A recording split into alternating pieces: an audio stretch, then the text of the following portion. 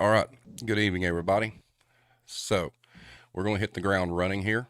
Um, like I've stated on all the different platforms, this is their forum tonight. They have the floor to say whatever they feel they need to say. I will interject if you guys have questions or, thoughts that you want to add to the conversation. So, tonight we have Dr. Jerry Carbo with us again.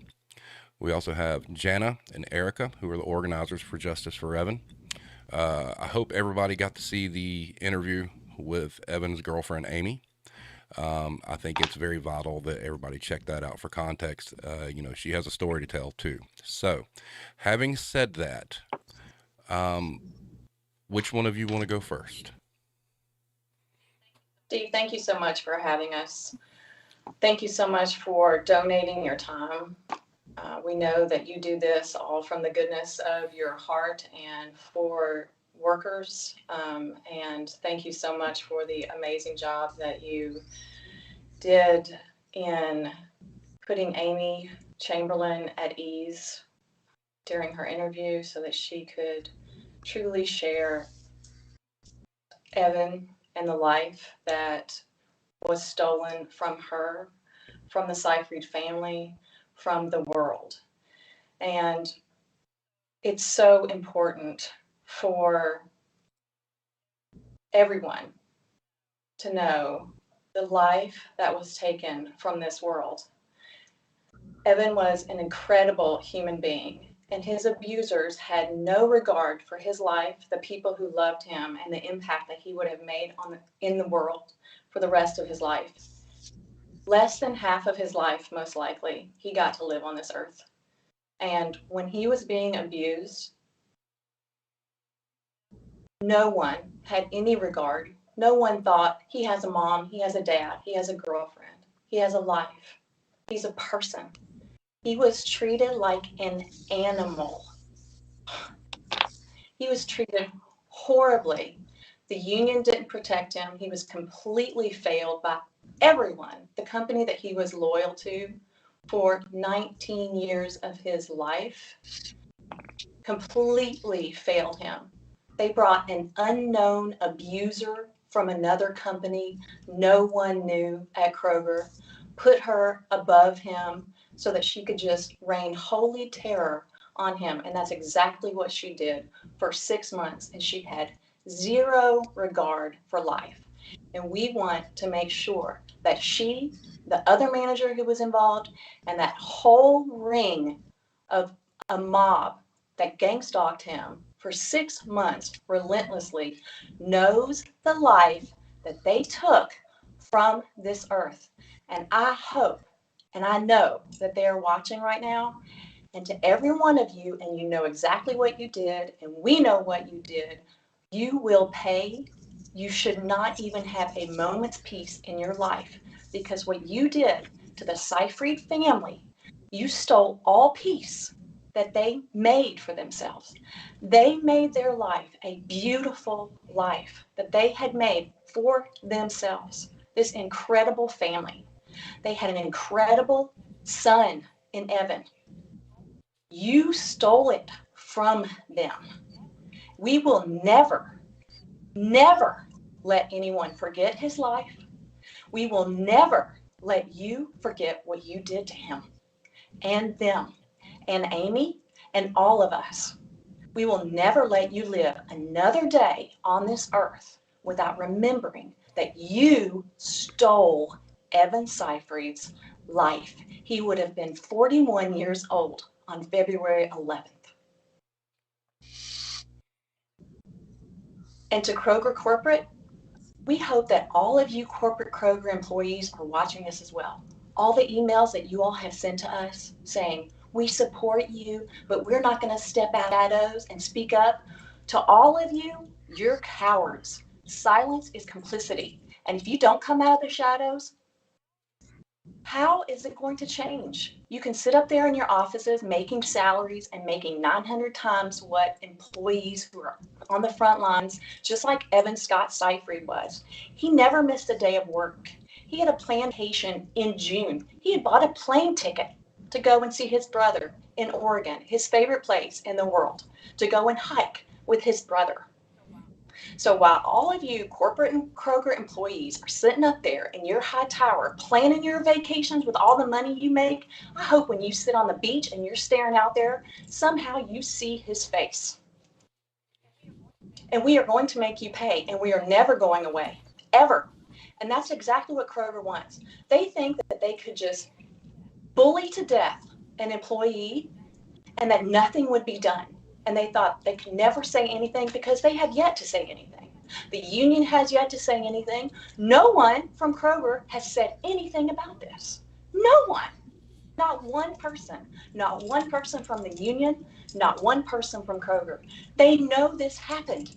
They know this happened. And they're not doing anything. They haven't come to the Seyfried family. Not one person. Not one. From corporate Kroger employees, nor in the store, except for the frontline workers. The frontline workers are the only people who are brave enough to stand up and say, this is what's happening, and this is what's happening to happen to Evan, and this is what's happening to tons of Kroger employees. And these frontline workers are the only ones who are brave enough to stand up. And if the Kroger employees, core Kroger employees, were willing to stand up, let the heads roll.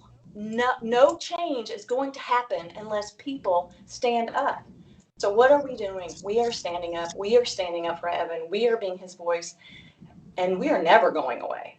And for anyone who's new to following Justice for Evan and learning about what happened to Evan, please get on the Facebook page. Look at all the pictures that we've posted since July. Pictures of his beautiful family and the plans that he had made. And look back at all of the things that and to all of you Kroger and corporate people who haven't been following the page, go back, look at his life, and look at everything that we have done for him. What are you doing for him? He was putting money in your pockets. He's the person who was putting money in your pockets. What have you done for him? What have you done? We're here doing this all the time. This is what we do now. We all have jobs. We all have full-time jobs. But what are we doing? Now we've picked up another full-time job so that we can stand up for the workers that you all should be standing up for. Shame on you, Kroger. Shame on all you corporate Kroger employees. Shame on you, Rodney McMullen. You saw me, Rodney McMullen, in the store that day. I came to see you at the Newport Pavilion Kroger, and you were such a coward. You couldn't come up and talk to me yourself. You sent a middleman, a bodyguard, to step in. You looked right at me. You didn't know who I was at first. You just saw some lady come into the store, and your eyes sparked up, and then you realized who I was. And fear wreaked havoc. Fear. I wasn't afraid of you. You have no power over us, none, and we're going to be in your face until your company changes. And if it doesn't, then all your corporate employees are going to get you out, because you know what? They're not loyal to you. We get messages from them. They know exactly the type of person who you are. And so do we. And so does everybody else. And that's exactly why Evan Seyfried was bullied to death. It's because those people who bullied him to death, they knew the type of company that they're working for. A horrible company. When are you going to take accountability for what's happening? Evan Seyfried never missed a day of work. He was planning on retiring in 10 years. You know why? Because he started seeing what was happening. Ever since Rodney McMullen became the CEO of Kroger in 2014, it has completely gone down the toxic crap hole. It's how embarrassing it is for Cincinnatians where Kroger started. We were all so proud. Everyone was so proud to work at Kroger. You worked your way up. And that's what Evan Seyfried did. He worked his way up. He was an exemplary employee. He was a tremendous employee. He was never written up. He never failed an audit. I mean, what the heck? Look at the lawsuit. 6 months, child pornography sent to his phone, expired product on his shelves. It was isolation, sabotage, stalking. All because one manager was hired without anybody checking why she was fired from another store. She was fired from another store for harassing employees. Kroger hired her over Evan. The first conversation that she ever had with him, she told him she'd had a bad day, and as soon as she became the store manager, and he went to introduce, and she said, "I've had a bad day. It's not the time." That was his first interaction with Shannon Frazee. You know what? When Evan had been, go The one ahead, thing Steve. I want to add, you're talking about the sabotage. We've discussed this, ad nauseum, on offline chats. I don't think people really understand the depths of what they were doing just inside the store. The amount of work that these people were putting forward to sabotage, his department and whatnot is just, I mean, we're talking like that's almost like a full time job just going behind and wrecking what he was doing. And when you're at a point where you got to take a picture of every 4 foot section you do because of people doing this unbeknownst to you, targeting you, says, there is no culture in that store. I mean, it's nothing but pure toxicity. There was a solid agenda that she had. And thanks to my partner, Erica, we've put the entire agenda together. And all you people who are in on that agenda, we know who you are, you know who you are, and none of you all are hiding either.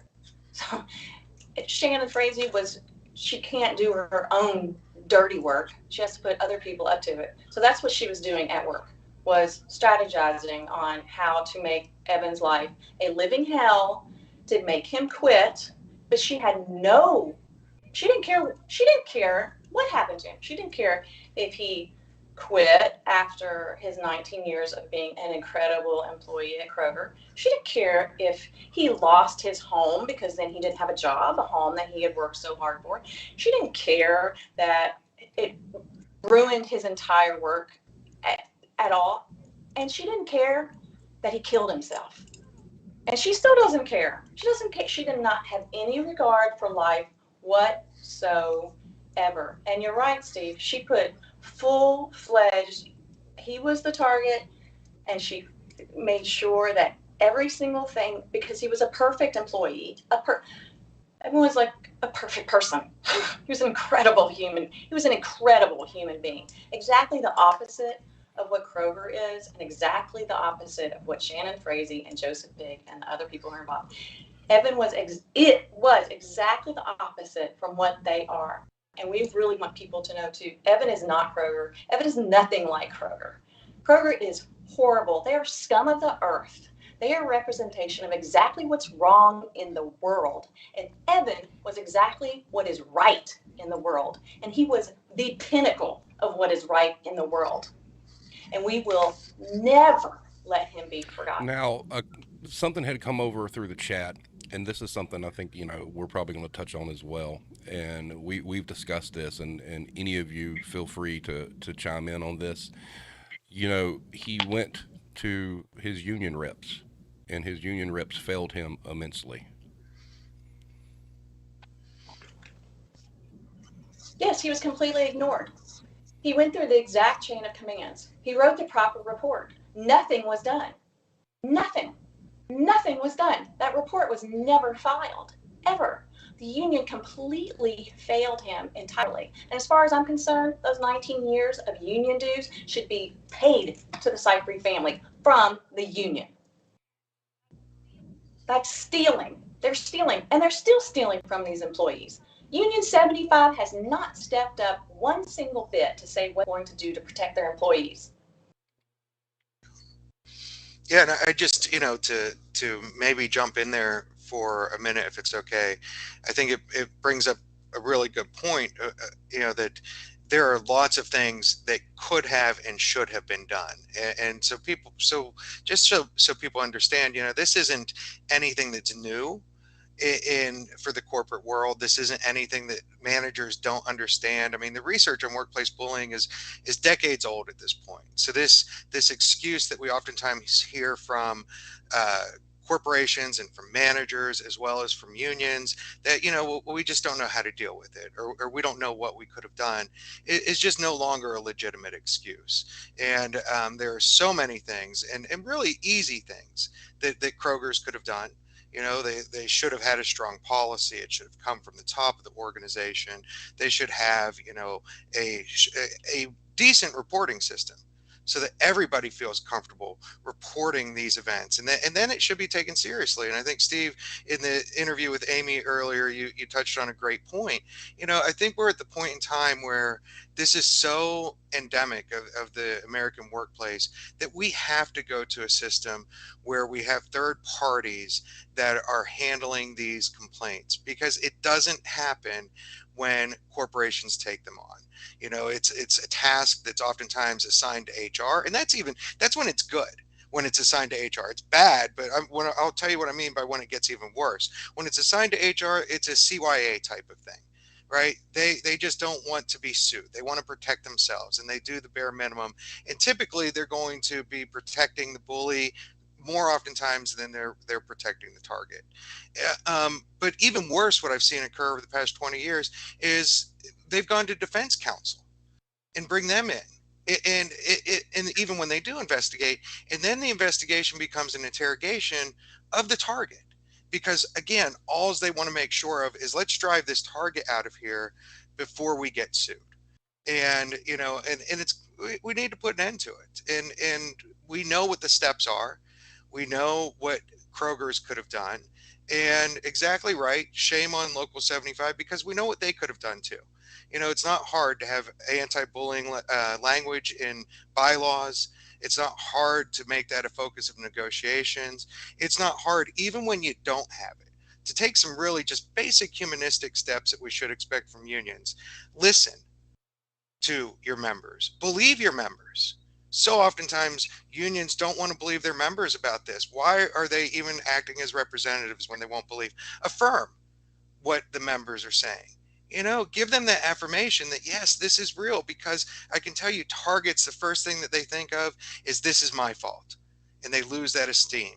And then just support them the way that you're supposed to, which includes defending them, but then also protecting them. And those steps are really easy, and they could have taken that.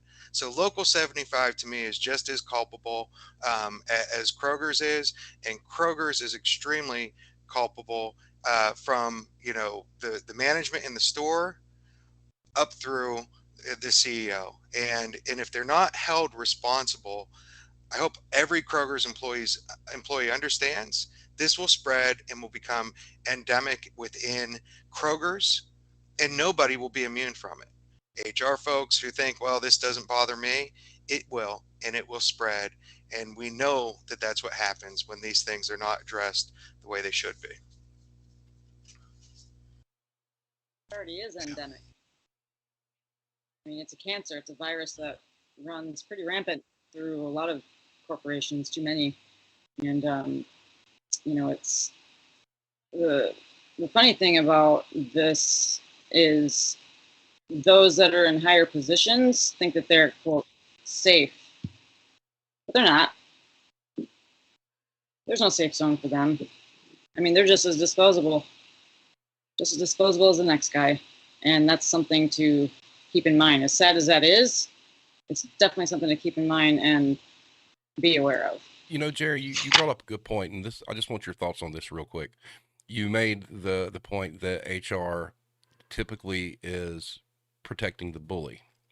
So from where I sit and what I've seen, that is 100% correct, because I feel like that they're protecting the bully because typically they're salaried managers, and they're really focused on just protecting their cash investment in that person.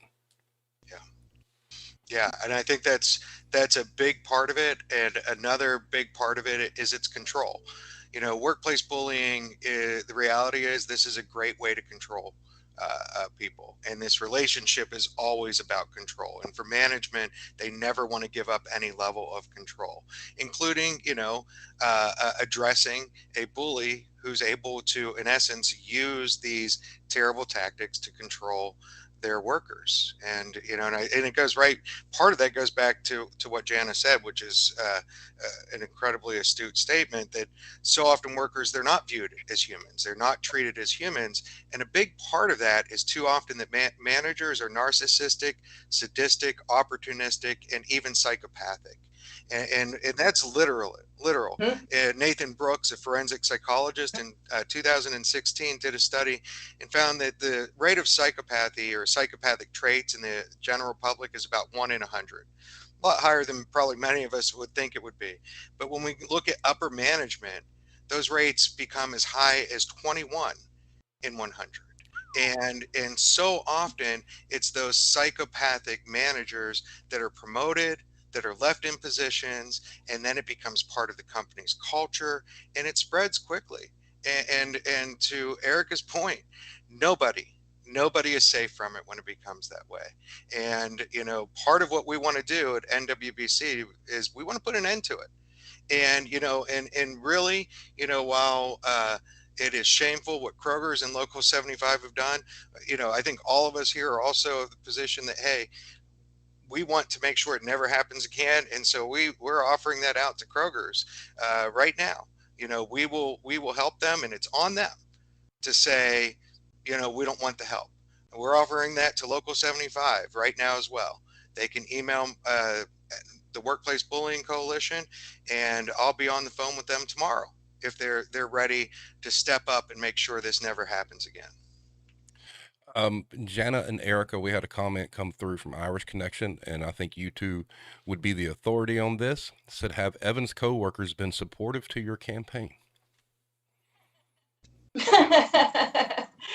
Well, his friends, Depends on who you ask. yeah. So I'm happy to start the answer to that. Evan had several very good friends at work. All of his friends have been incredibly supportive.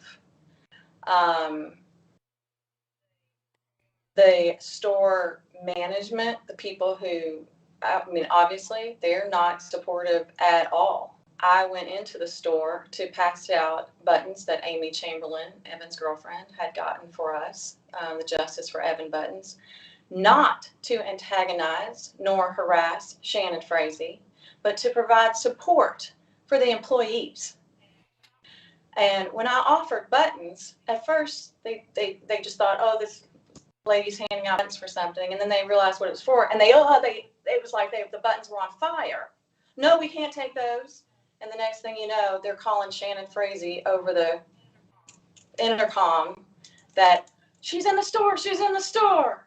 And after her skirting around me, from like around the peripheral of the store, she sent a very young employee who came up to me sheepishly and said, I'm going to have to ask you to leave. And I was like, did Shannon Frazee just send you to ask me to leave? He was like, yeah, I'm sorry. And I said, I have every right to stay in this store and pass out buttons to support Evan's coworkers and his friends who are here in this store. And I said, but would it make is your job going to get hard if I don't leave? And he said, yes. And I said, she's going to give you a hard time if I don't leave. And he said, yeah. And I said, for you, I will leave. It is not for her, but tell her I am taking my time. And when my back was to her and I was exiting the store, then she yelled at me to leave. My back was to her and I'm through the doors, and then she yells at me to leave. I mean, she is such a coward. I mean, this woman is such a coward. And so, answering the supporter's question, and thank you, supporter, for our person who asked the question.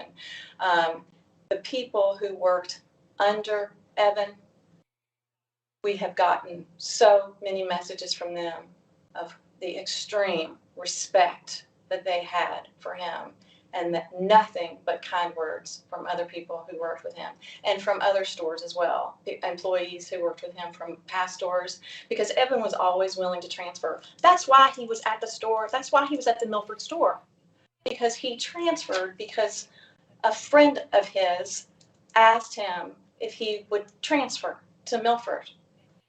And he said, sure, even though it was like a 9-mile further drive from his home. He said that he would. Because the other man who was working at Milford wanted to transfer stores. So Evan volunteered. That's why he was working under Shannon Frazee. He was working there when she came on to the store.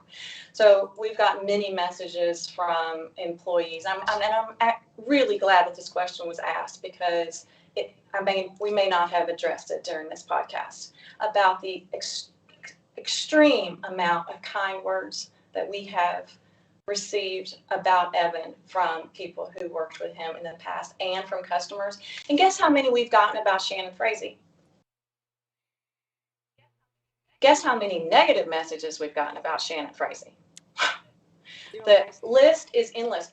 We've gotten, and we're a public platform. I mean, we're out there, and if anybody looks back on the page, we have public events. We have, we're always doing something. We're always out there. We've been out there since day one, mid-July.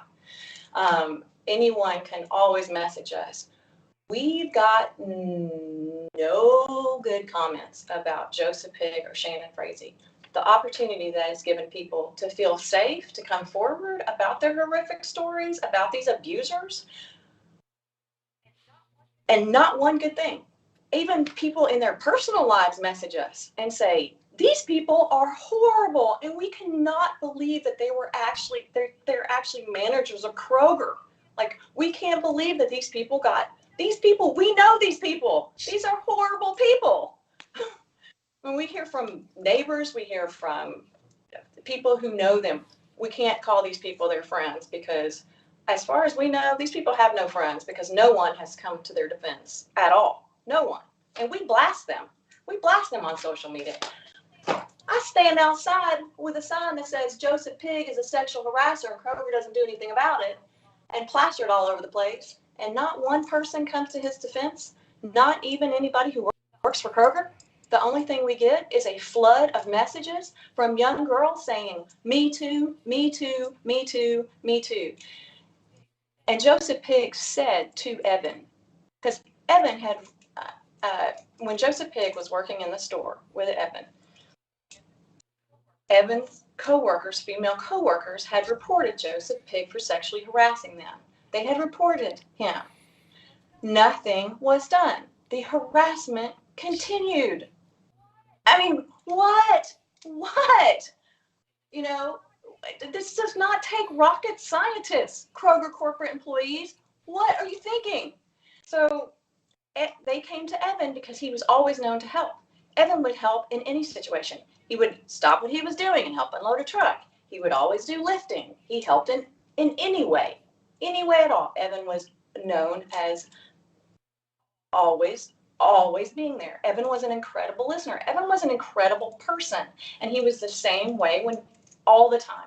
Evan was consistent all the time. He was an incredible person in his personal life and in his work life. To him, it was one and the same. You're a good person or you're a bad person.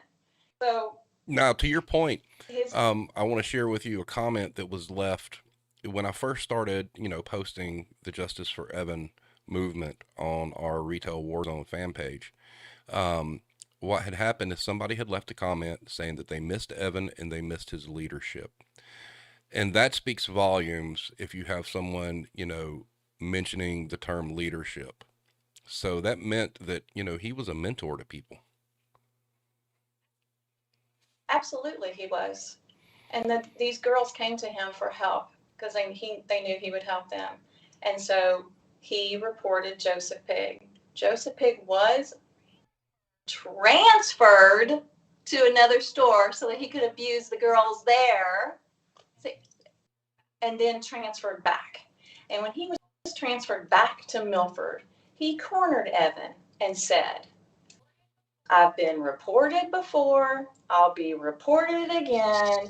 Nothing's ever happened to me, and nothing's going to happen to me. And now I'm going to make your life a living hell. Pretty much what you called out there, Jerry, with So, the narcissism.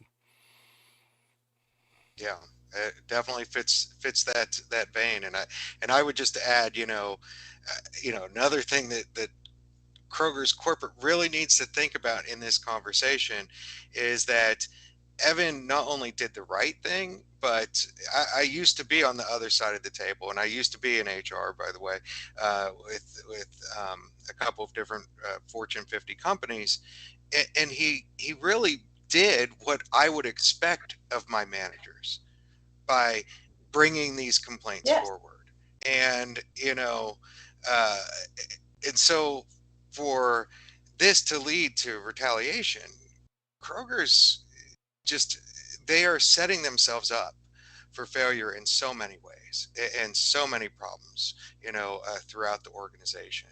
And, you know, they just, there's no reason for them not to correct this. Um, We're going to force them to correct it. They're not going to have a choice. I mean, we're going March 9th. March 9th then took his life just this past spring. And we're working with the National Workplace Bullying Coalition. Thank you, Jerry, for being the president of, and your team that you have there. And we're working closely with them, and we're going to get legislature passed in all 50 states under the Dignity at Work Act that's going to make it illegal that what happened to Evan, and which it's unbelievable that it's legal within companies, that companies would tolerate this at all, and that we, the people, have to stand up and do this ourselves. I mean, corporate Kroger, Ronnie McMullen making $22 million a year and spending ridiculous money on that ridiculous advertising campaign with all those little cartoon creatures. And then he puts out this huge list of ways to be resilient in the workplace, which I sent that to you, Steve, and it's laughable. I mean, Erica and I find all these, and we get sent a lot of stuff. I mean, Kroger corporate, if you think your employees are loyal to you, they're only there to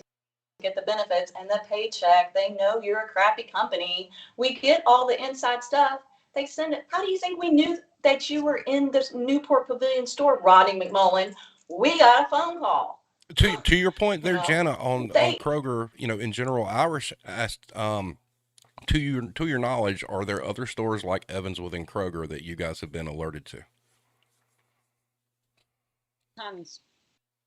It's enterprise wide. It's all over the country. And Kroger's in 35 states, which is a lot. And Oh, yeah. I'm sorry, go ahead, Jenna. It's just coming down from the top. It's coming down from the top. It's not isolated at all in the Milford Kroger. And we have, as Erica started, the Kroger Associates page on the Justice for Evan Facebook page, and it was literally, I mean, overnight, that it was overwhelming. As soon as and this was even before, because we had a huge protest October the 16th on the courthouse steps of Hamilton County, and we marched to Kroger corporate. And this was even before any of our public campaigns really started, but even before that, as soon as she started that Kroger Associates page and put that out there, it was just like this wave of not just, hey, something like this happened to me. It was, listen to my story. Yeah. And it's not just small things. I mean, we'll probably end up putting out a book, the toxic Kroger associate stories. Speaking of those, Erica, you think I was going to say, go ahead and pull them up? yeah. All Yeah, right. go ahead. So Erica had compiled a lot of these and sent these to me today, and so we'll go through them. Here we go. So these are all separate messages First one, there are no metrics for ethics, lawfulness, or doing what's right.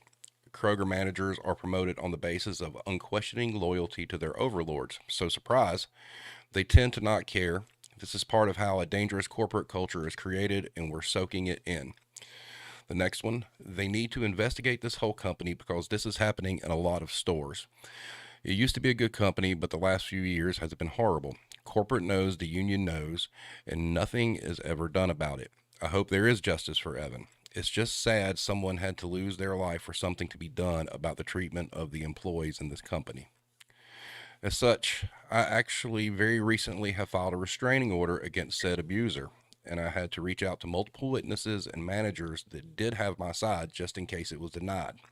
The said abuser was someone the store manager, dairy manager at Mulberry, and assistant manager at the time all pushed me to date. He was 20 years old, I was 16.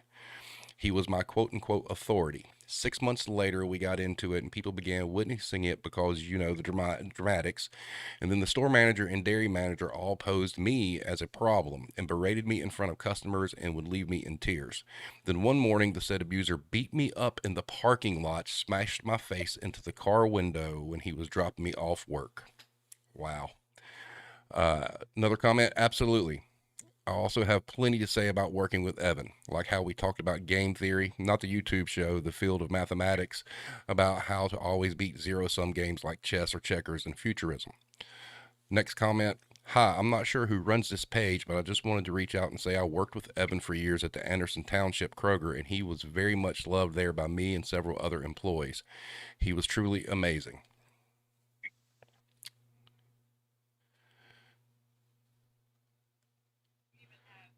We even have people, quite a bit of people from Australia, matter of fact, that have followed Speaking us. of which, And Australia is like one of our Uber fans. So in reference to that, the one that you sent, this was an email sent to Friday to Kroger from Australia, directly to Rodney McMullen.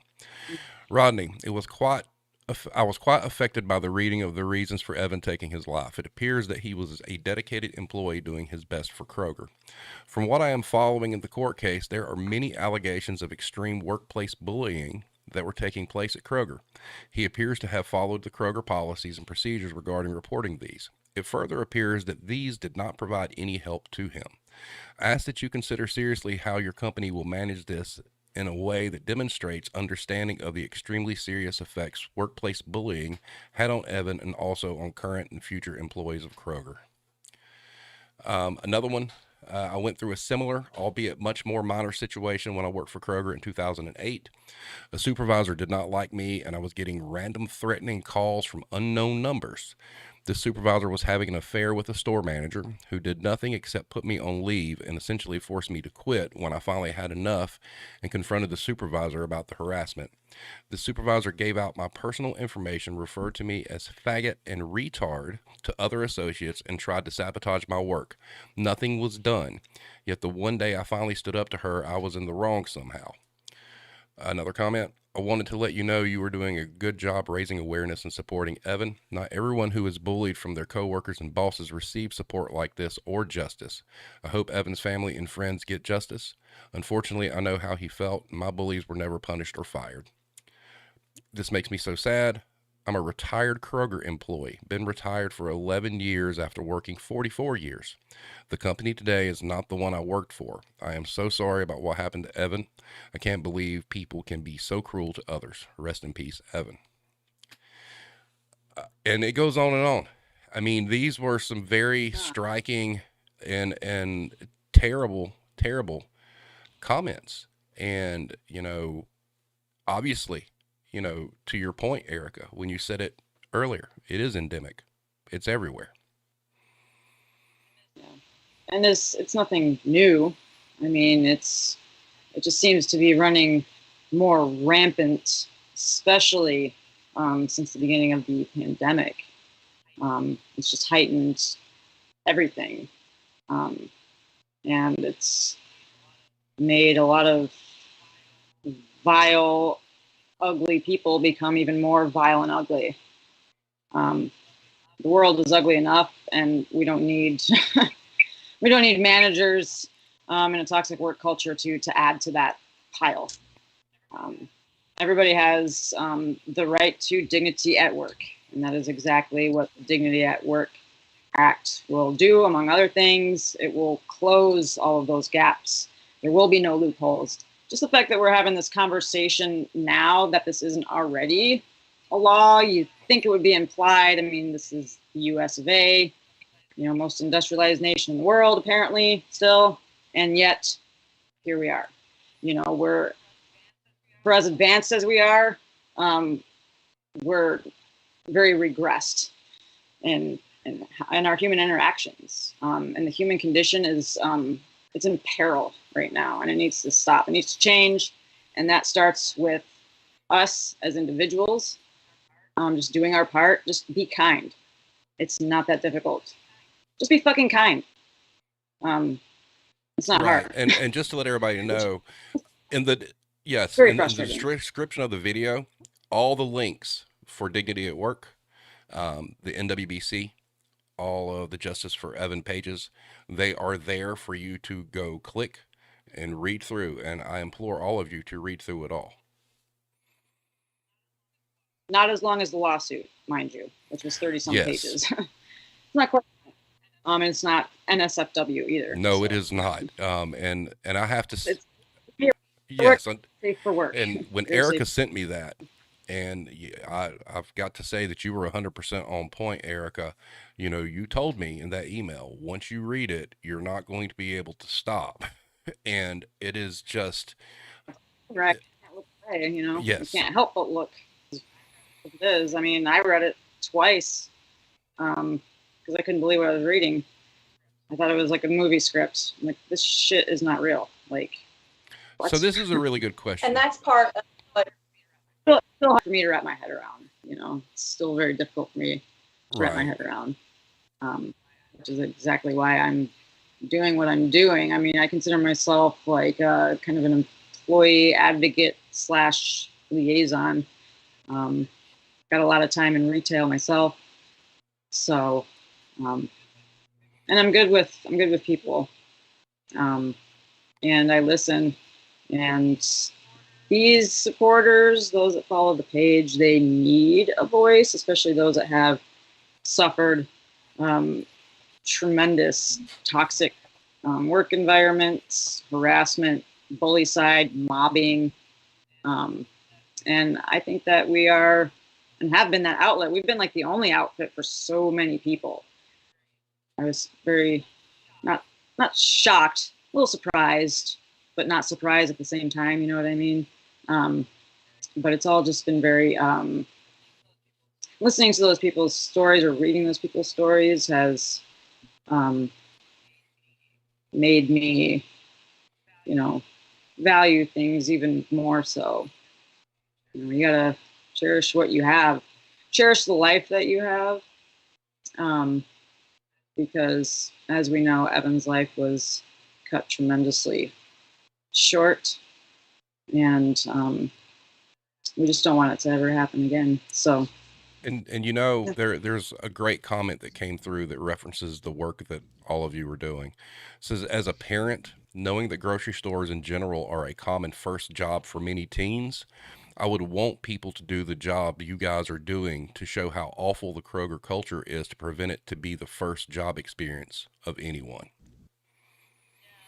yeah, that's actually a good point. I'm actually kind of glad that was brought up because when I was a teenager, it was like, well, either a grocery store, right, or fast food. It's like, do I want to come home smelling like this, Right. or bag groceries? So I opted for bag groceries. Yeah.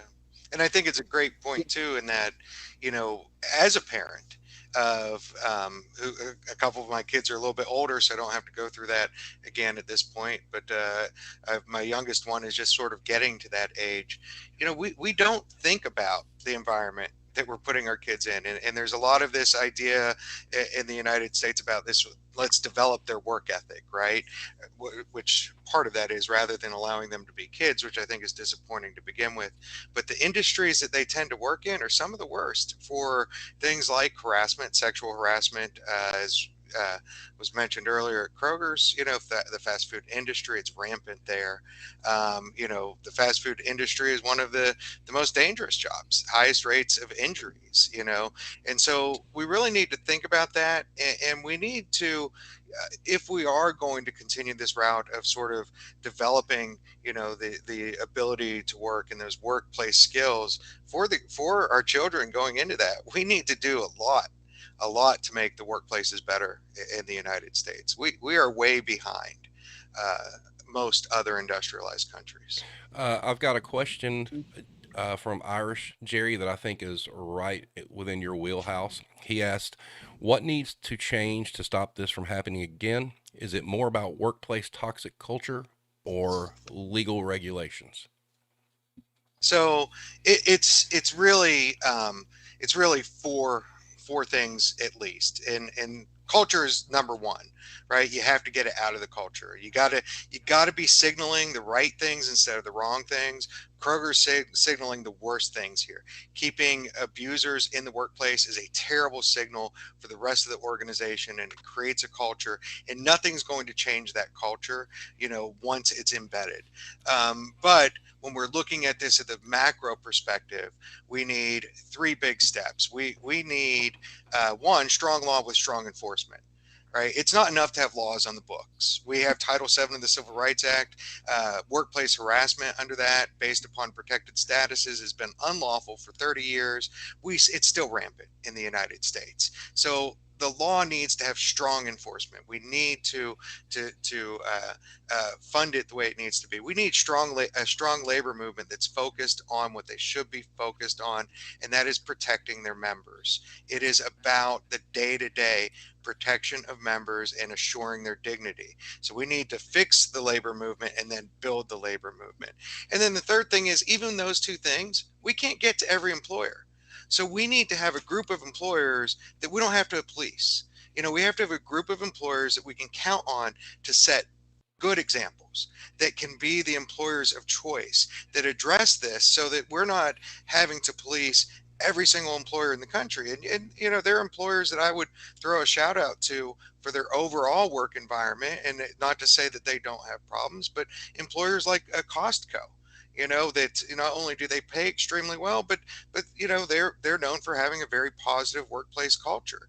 And as a result of those two things combined, they're one of the most efficient companies across the country. And so we need at least those three things, macro level. And that fourth thing that we need at the micro level is your culture has to be one of inclusiveness, one of dignity, one of respect. And once you create a culture that's opposite of that, it's very, very difficult to solve. But it can be, and we can help Kroger's do that, and we can help Local 75 do that. Be willing. Yes. Here's a question that maybe one of you can answer. For those who worked at Kroger in the past few years, what were your opinions on the hourly conditioning announcements? Annoying.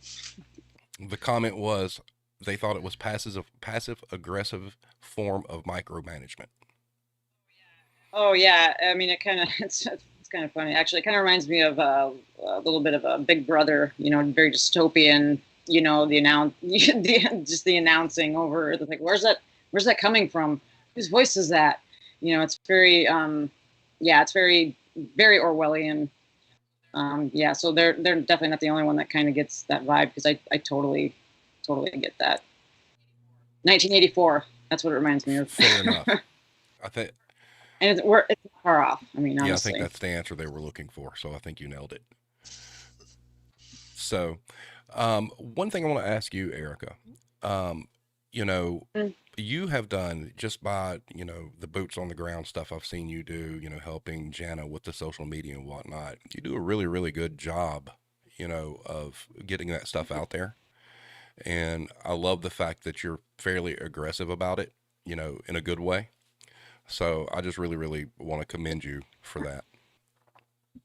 Well, thank you. I appreciate that. That means a lot. And Jan's a great partner. she's very easy to work with, and she listens, and she's got heart and tenacity. She's a lion. She's more of a lioness than I am. Speaking of that, Jenna, what would you like to say? I have so many things to say always. It's a crying shame that the point that I was driving toward earlier, that Rodney McMullen makes $22 million a year, and he has not put any form of implementation to prevent something like this happening in his stores at all. The incredible amounts of money that Kroger is spending on putting out those articles on how to be more resilient in the workplace, and all of the little, if you're feeling down at work, we want to make sure we're here for you. We're feeding the human spirit. Do you know how much money they're spending on these the companies that are doing that for them? These aren't even Kroger employees. They're hiring these huge companies to do this for them. And it's insulting. It's highly insulting to these highly educated frontline workers that this is what they're getting. I mean, it's a joke. Kroger needs to stop doing those ridiculous tactics, put money in their frontline employees' pockets instead of doing that, and put things in place that actually work. Because if things were in place that actually worked, Evan Seyfried would be getting ready to celebrate his birthday with his girlfriend. Correct. And to add to that, Jana, putting their little 2 cents in here and there. September, as you remember, was Suicide Awareness Month, and they actually did put out a little blip about that, and I just kind of had to chuckle to myself a little bit, because I'd actually never seen that shared or posted before from them, so I thought it was quite interesting. Yeah, we did quite a few little bandwagon, but then on the flip side, didn't put anything out there as far as really any resources to even generate that concern or even conversation.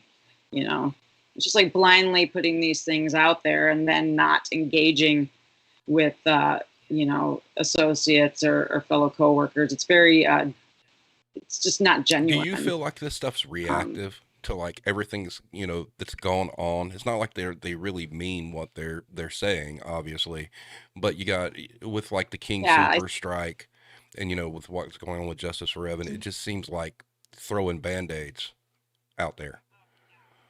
Oh yeah. I mean, it's if you're not part of the solution, you're part of the problem, right? And if you keep putting band-aids over a big gash, well, you're going to bleed out anyway, so it's not really helping.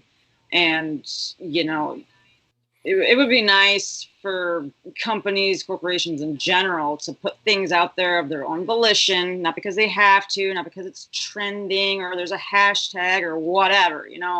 Do it because you give a shit. Kroger used to give a shit. They don't give a shit now. And they need to remember, like, the long-term loyal employees that have actually put in a lot of time, blood, sweat, tears, 10, 20, 30, 40 years, invested within this company. And, that seems to go unnoticed or unrecognized. It's dehumanizing. We mentioned that term quite a bit. And it is very dehumanizing. It's like, oh, well, thanks for 40 years, don't let the door, hit your ass on the way out, or here's a little bit of a pension, adios. And it's, that's not family. Kroger used to be a family. It's a very dysfunctional family now, mind you, but it's just not, it's not even just a job. It used to be a career for some people, and it's not even just a job, because jobs aren't supposed to suck you lifeless. They're really not. I don't think so.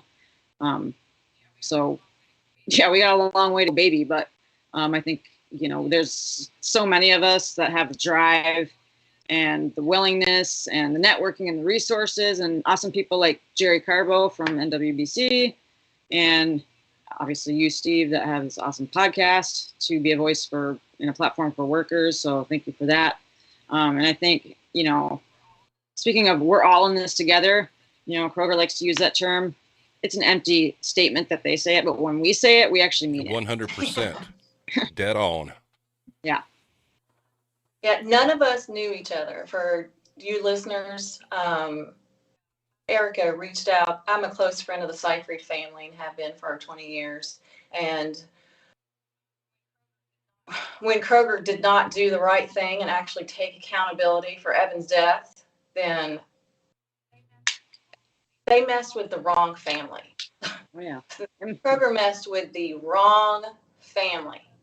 For all those families all those employees who have been abused by Kroger, who don't have a friend like me who's going to stand up and speak out if their family member ends up dying, and then actually can't have the whereabout to start a social justice campaign, and then actually has the fortune to have an incredible human being from another state across the country reach out and say, let me help you. And then next thing you know, just this team of amazing good people are saying, let's help you, let's help you, let's help you, let's help you. Do you think that the bad side, do you think that's happening for them? No, they're going to drown, because the good people, we all come together, and the bad people, they kill each other. That's what they do. They just continue to shut each other out, because as Jerry had referenced earlier, that 1 out of 100 managers are psychopaths. Guess how many? 1 out of 4 CEOs are psychopaths. So they're not on the same team. They're all just trying to scrapple their little way, stepping on each other up the ladder. People cannot survive like that. And what Kroger gives to us, those little droplets of, suicide prevention, little tags here and there, that's so patronizing. I mean, show us that you actually really regret what happened to Evan Seyfried. You show us that. Stop giving us all those little bullcrap little statements. I'm tired of those. All your employees are tired of those. Stop spending money on that. Come forward. Say you are accountable for Evan Seyfried's death and you need to change. And we're going to stay on top of you until, I'm talking to Kroger, until you change. And then we're going to make sure that you are changed, that you stay good. Because we know you don't want to be. We know you have to be forced to do it. It's not going to come because you want to. And Rodney McMullen came from Eastern Kentucky. I came from Eastern Kentucky. And Rodney McMullen, shame on you. Shame on you. All of us who are proud Appalachian people are shame on you. You worked your way up. You worked your way up. You went to the University of Kentucky. I lived right down the road from University of Kentucky. Those are my people. Those are my family's people. And it is a righteous embarrassment that you have not stood up and done the right thing. I mean, where is your Eastern Kentucky heart, Rodney McMullen? Where is it? It's not in you anymore. It died and money replaced it. Your heart bleeds green, not red. There's a comment that came over from Hero 130, and I think it sums you two up perfectly.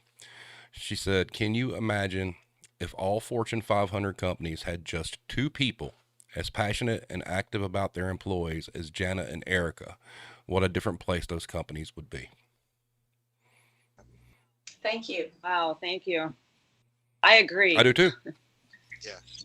The smart viewer, very smart viewer. Probably a Kroger employee too, because we're very skilled and smart like that. So we are. And there's a whole lot more of us out there. There's a whole lot more of us out there, and they're just they'll come on board. They'll come on board because our team just continues to grow and continues to grow. And on March 9th, going to be a whole lot of us standing on State House steps across the country, screaming justice for Evan Seyfried, justice for all these employees who are being abused right now. 16-year-old girls are being abused under Joseph Pigg, who has been promoted to a store manager in Goshen, Ohio.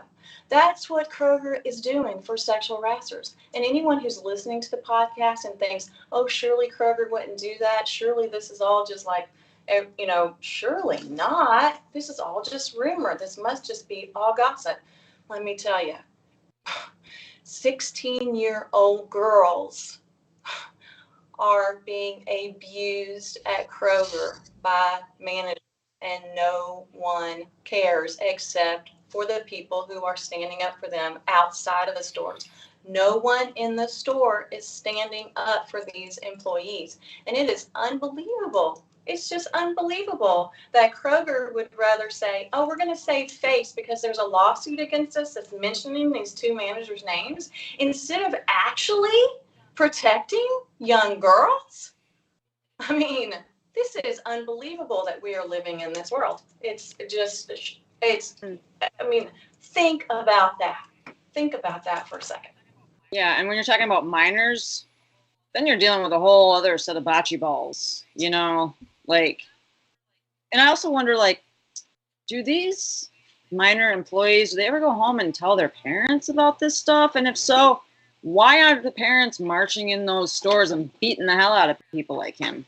Quite honestly, I think that all three of you are parents. That I also wonder about that. I mean, because you're dealing with criminal territory there. That's when the cops should be called. Screw corporate. That's not even a corporate issue. Well, they've probably been intimidated to not say a word to anybody. Well, then there's something weird going on in the state of Ohio. That's all I got to say. It's like the Twilight Zone, because that doesn't fly in a lot of areas. So I don't know what the hell is going on in Ohio. And y'all got something going on there. I don't know what it is. I don't know if it's in the water. I don't know if it's in the air, but you guys need to check yourself and check quick, because y'all are effed up. Well, with this, along with a lot of other things, I feel like, the overall working conditions and climate for employees, I mean, we're reaching an apex of where we're on the cusp of major good change. And it's only going to take a few dominoes to fall before we see that shift. And it's grassroots movements like what you guys are doing, and what the NWBC does. It's a constant, foot on the throat pressure. We're closer now than we have ever been. Okay. But there's still a lot of work to do. And, I believe everything that you three do, is key in getting us there. And, whether it be Ohio or not, I mean, I've seen situations like that, all over. Unfortunately, I think that there's a lot of people out there that think they can take advantage of young people, and they can scare them into be like, well, they could they could put them in some sort of compromising position that would be embarrassing to them if it was exposed, and they dangle that, over their head for their silence. Yeah. And it becomes a training ground too, is one of my concerns. This is what workers grow up thinking, that this is just what happens in the workplace. And, and kids don't know what their rights are. 16, 17, 18. I ask my business school students at the age of 21, what are your rights in the workplace? And they don't know. So to expect, 16 and 17, 18-year-old kids to know what it is, they just don't stand a chance. And so much of what I see, makes me think back to the mantra of the early industrialization period, where employers, just blatantly would say, why hire a man for $1 when you can hire a child for a dime? And I think we're still seeing that today. And a big part of it is not necessarily the pay, but why hire somebody who might question what you're doing to them, when if you hire a kid, they're just not going to. And it's a big part of addressing this is protecting the children. That is a great point. Yeah. And that's a lot of what we're going to do, is to make sure that all employees in all workplaces, and we're starting with Kroger, know what their rights are. Kroger managers take employees, these young kids, behind closed doors to have meetings with them. They don't require that there's someone else in the room with them. What? That's unbelievable that they don't do that. It needs to be plastered. Big posters in the break room, where customers can see it as well, right in the store. Employees, these are your rights. Anyone, if you see these rights being broken, this is a number for you to call. And you know what? It's not going to be some helpline where someone in Indonesia answers the phone like it is right now. Little teeny tiny letters, and these are your rights in a handbook somewhere. Like if you're having a problem and the union ignores you and everybody's abusing you, and you look and you call a helpline, it's the same helpline number that if you got rotten cottage cheese as a customer, you'd call. But you know what? If you're a 16-year-old girl who happens to be have large breasts, and your supervisor comes up and is peeking down your shirt and making comments about your breasts, then that's the same helpline that you call. I mean, it's unbelievable. Kroger's is backwards, and the only reason why they are backwards is because they don't care about their employees at all. They only care about money, because Rodney McMullen only cares about money. If he cared about his employees, then all that would just all trickle down, and management would not dare abuse employees, because they would know they're out. They wouldn't be even hired, because there'd be better background checks. And if they'd come from another store, they would have seen they abuse employees. Managers don't just get into a job in one store and then decide that they're going to start abusing people. I mean, these are just bad people. They're just hiring horrible people, and then they get fed to be awful, more and more, because nothing happens to them. And as you noted, Jerry, the narcissistic personality, that's what they love. That's what they love. They just feed off that. And Kroger is a breeding ground now for this. And Evan was the whistleblower in the toxic work environment, and was driven relentlessly to end his life for it. Jerry, I have a question for you. Jana makes a really good point about employees knowing their rights. Now, am I correct in thinking that the biggest threat to employee rights are signing arbitration agreements as a condition of employment? Yeah, so I mean there are a number of threats, right? But these pre-dispute arbitration agreements should be banned. There might be some justification for after a dispute occurs to say to both parties, "Hey, do you want to arbitrate this?" But these pre-dispute arbitration agreements strongly favor employers. There's repeat player effect that occurs, and it also destroys our entire legal system, which is built on precedents, right? So we never see these cases come forward, which would say, here are the standards of what we need to be doing. Of course, then we have a whole problem, even if they do come forward with a broken legal system. Way too many judges have spent their whole career as privileged white males in everything that they've done, and so they rule from that perspective. But yes, those are huge. Non-disclosure agreements also are a huge problem when companies do decide to settle claims. But yeah, the pre-dispute arbitration agreements that are oftentimes simply part of signing up at orientation. Mm-hmm. Here's a sheet you need to sign, and the courts have said, well, that's enough of an exchange to make that a contract. And I'm not seeing the consideration really exchanged there. To me, it's a contract of cohesion, and they should have been banned long ago. Yeah, because no 16-year-old's going to know what the hell that is. Correct. Yes. Mm-hmm. Nice. All right, guys. So we are sitting at an hour 9, and what I want to do is go around and let each of you give your closing statements. I will start with Jerry. Yeah. So, just a couple of things I think, people need to be aware of. One, bullying does not occur unless organizations allow it. And so employers and the bullies have to be held accountable. Bullying does not end on its own. You know, it doesn't end unless there's something to put a stop to it. And too oftentimes in our society, it's the target leaving their work, and we need to put an end to that. They shouldn't be the ones that have to leave, and we should never have a tragedy like we see in Evan's case. That should never occur. Today I wore a short shirt during my teaching that said, "What you allow is what will continue." And I hope everybody listening to this will think about that, because if we allow this to continue, it sure will. And so don't allow this to continue.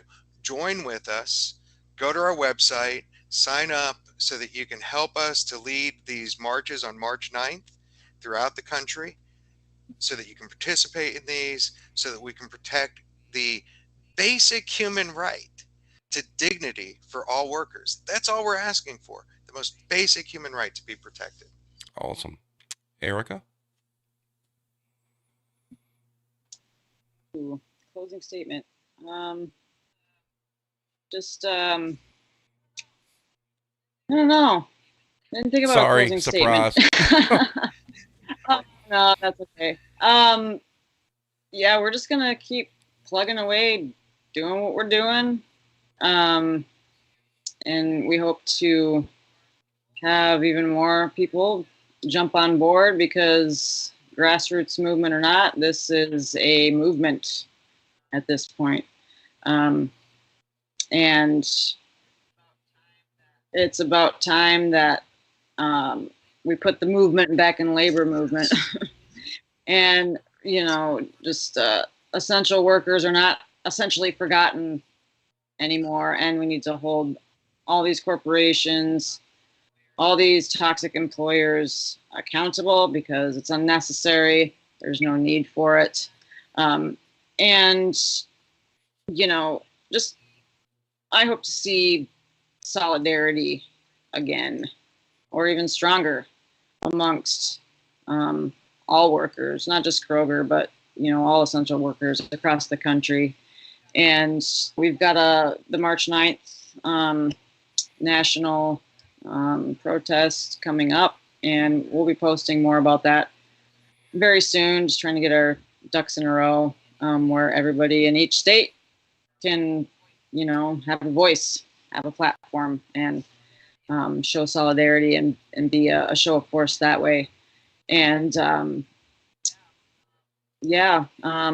follow the page. We're on Instagram, Twitter, Facebook, and we hope to see you out there. Feel free to message us anytime.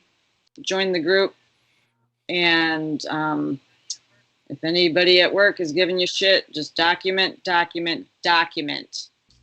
Absolutely. Jana? Yes, as Erica said about the March 9th, anyone who wants to participate, no matter what state that you are in, message us and we will tell you.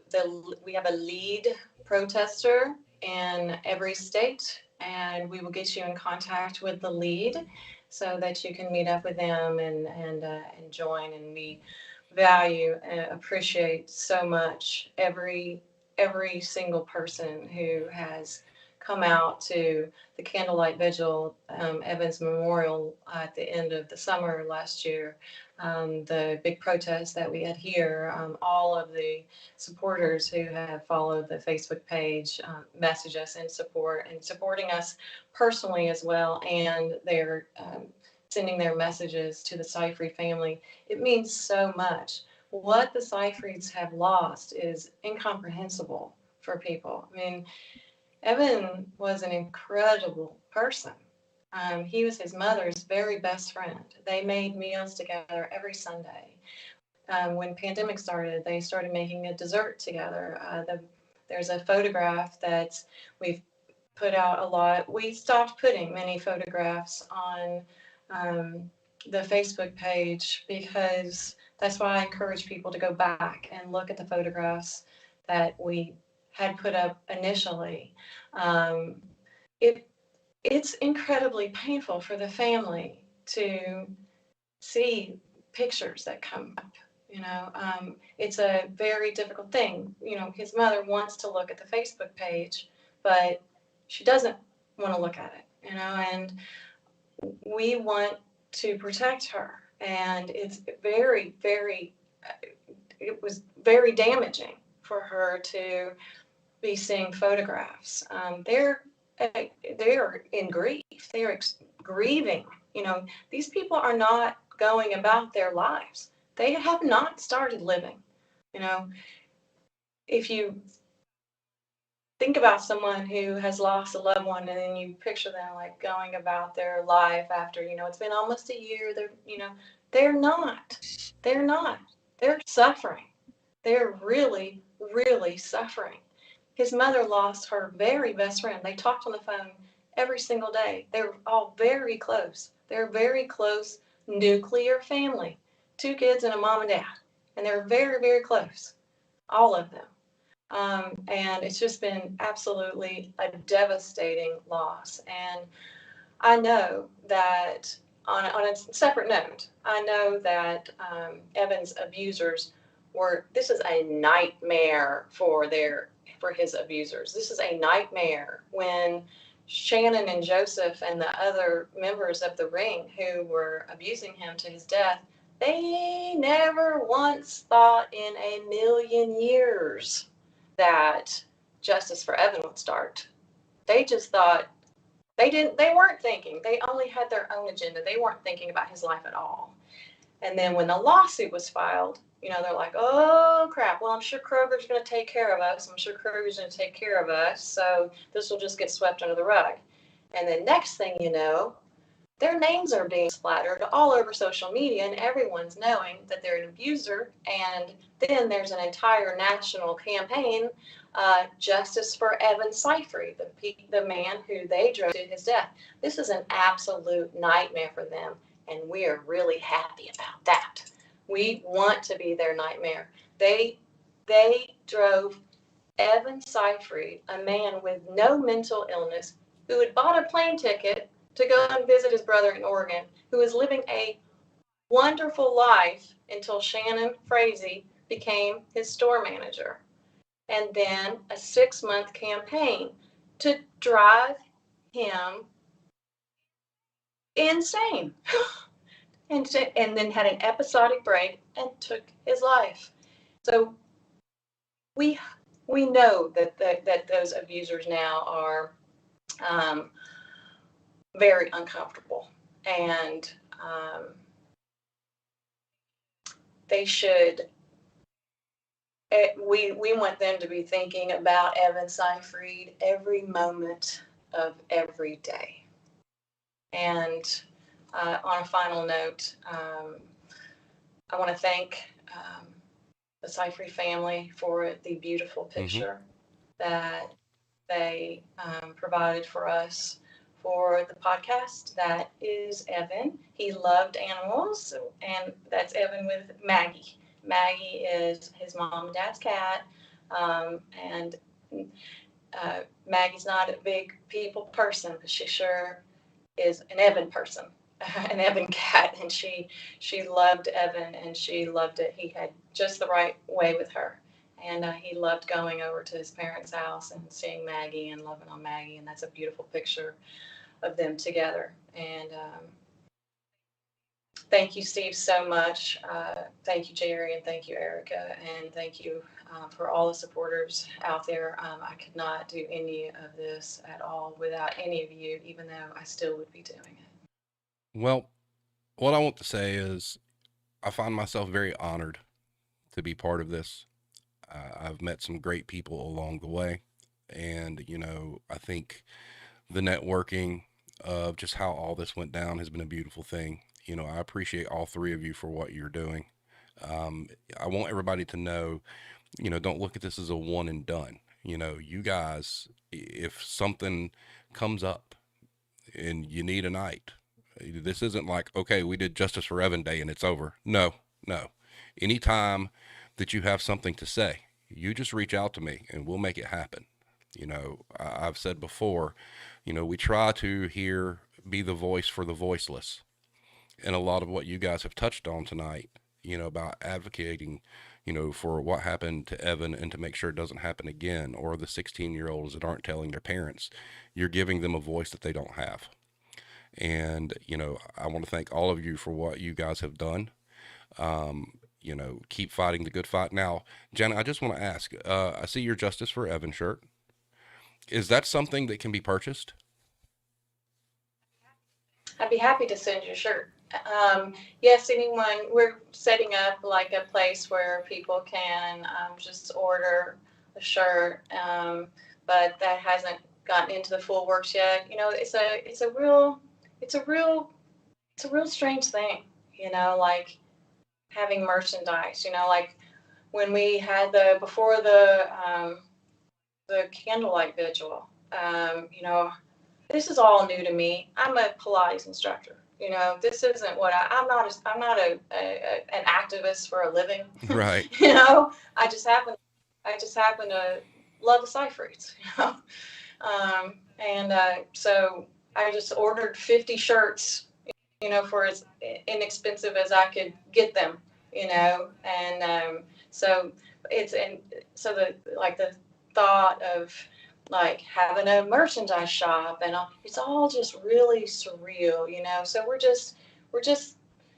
just moving as we feel ethically okay with, and so just giving you a little bit of background about like shirts. I'd be happy to send anybody a shirt who wants one. Just they can get in touch with us on the Facebook page, or Instagram or Twitter, and give me their address, and I'll send them a shirt. Awesome. Now, one thing that none of us mentioned tonight that is also going to be in the description of the video is the petition.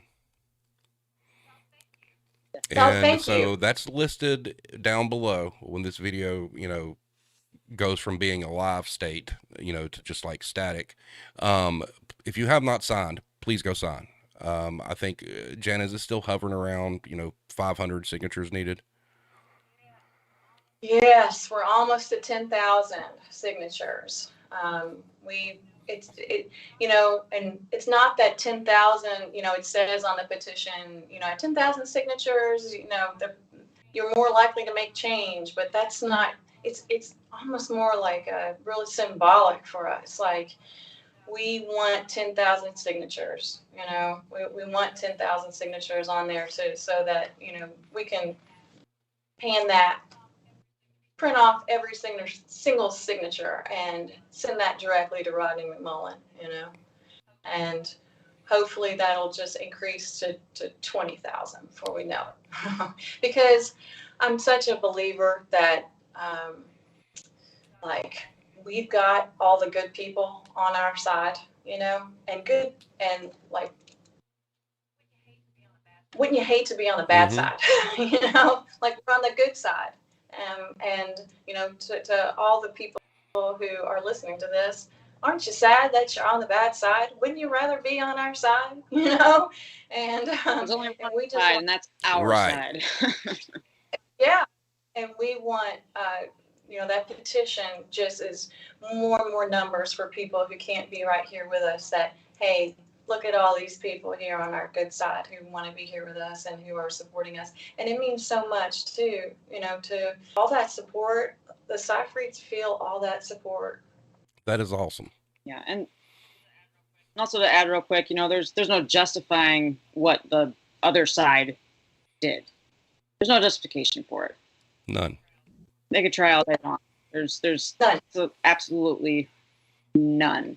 It is reprehensible what they have done. Yes, and I think I have the best comment for you and Jana. I think this is the perfect way to end this. You were just talking about sides. Good friend Blame Tag says, I'd really hate to be on Jana and Erica's bad side. Kroger's kind of fucked, I think. Yeah, they're Yep. Awesome. All right, so thank y'all so much for being here. The audio only will go up probably in the next couple of hours or whatnot, and I'll post it in all the appropriate places, and I will tag, I'll send it to you. And Janet and Erica, and we'll get all that together so you can spread it or whatnot. Thank you for what you're doing. Jerry, thank you so much for what your organization does. Thank you again, Steve. So everybody have a great night. We'll be hearing from all of y'all soon. Everybody be safe and keep the Seyfried family in your prayers. Have a good night.